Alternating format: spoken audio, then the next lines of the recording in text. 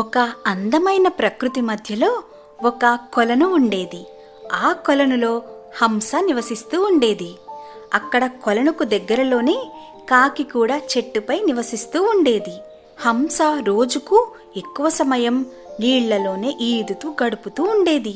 కాకి ఎప్పుడూ తన శరీరం రంగు గురించి బాధపడుతూ ఉండేది. అది హంస అందాన్ని చూసి అసూయపడుతూ ఉండేది. నేనెందుకు అలా తెల్లగా లేను అని అనుకుంటూ ఉండేది. ఒకరోజు కాకి హంసను చూస్తూ ఒక పాట పాడుతూ ఉంది.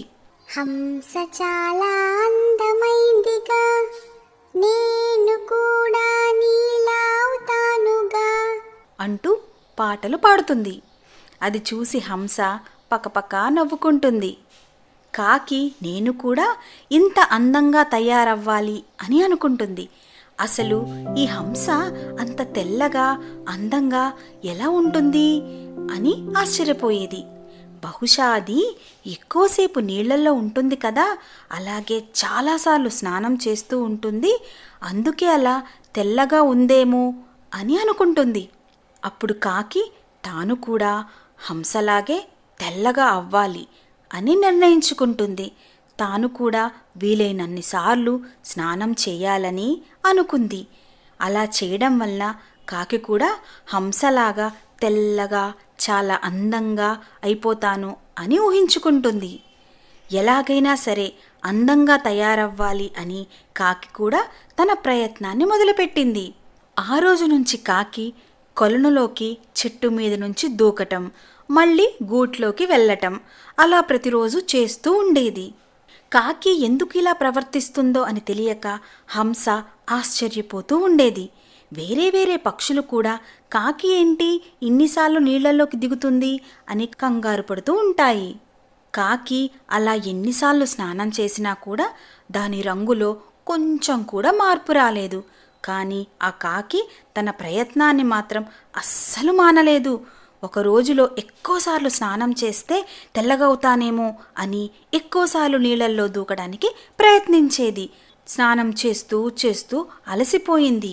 ఆ రోజు హంస అడుగుతుంది, ఎందుకు కాకి ఎక్కువసార్లు నువ్వు స్నానం చేస్తున్నావు ఈ నీళ్ళలో? నీలా అందంగా అవ్వాలని నువ్వు రోజు నీళ్ళల్లో ఉంటున్నావు కదా, అందుకే చాలా తెల్లగా ఉన్నావు. నేను కూడా నీలాగా తెల్లగా అయ్యి తెల్ల కాకి అయిపోవాలని ప్రయత్నిస్తున్నాను అని అంటుంది. వద్దు కాకి, నీళ్ళల్లో తడవకు, నీకు జలుబు చేస్తుంది, నీ ఆరోగ్యం పాడవుతుంది అని అంటుంది. కానీ కాకి హంస మాట వినకుండా స్నానం చేస్తూనే ఉంటుంది రోజు. చివరికి కాకి అలసిపోయేది. అలసటతో అనారోగ్యం పాలైంది. తను తిరిగి కోలుకోవడం చాలా కష్టం అని అర్థమైంది. తాను హంసలాగా మారలేను అని అర్థమైపోయింది. అప్పుడు హంస కాకితో హితబోధ చేస్తుంది. కాకి, నువ్వు చెట్టు మీద ఉండి చెట్టు మీదకు ఎగురుతావు, కానీ నాకు రాదు అలాగా. నువ్వు చాలా పైకి ఆకాశంలో విహరిస్తూ ఒక ప్రదేశాన్ని నుంచి ఒక ప్రదేశానికి వెళుతూ ఉంటావు, అది కూడా నాకు రాదు. నేను కూడా నీలాగా కాకిలాగా అవ్వాలి, ఎగరాలి అని ప్రయత్నించానంటే నా పరిస్థితి నీలాగే అవుతుంది. అందుకే మనకి ఉన్న దాంట్లో మనం సంతృప్తిగా ఉండాలి. నువ్వు కూడా నీకు ఉన్న దాంట్లో సంతృప్తిగా ఉండు అని చెప్తుంది. ఉన్నదాంట్లో తృప్తి పడకపోతే చివరికి ఇలాగే జరుగుతుంది. విన్నారు కదా పిల్లలు? ఇలాంటి చక్కటి కథల కోసం మా ఛానల్ని సబ్స్క్రైబ్ చేయండి. అలాగే ఈ వీడియోని మీ ఫ్రెండ్స్ అండ్ ఫ్యామిలీ మెంబర్స్కి తప్పకుండా షేర్ చేయండి. అండ్ మీరు కూడా లైక్ చేయడం మర్చిపోకండి. Thank you for watching.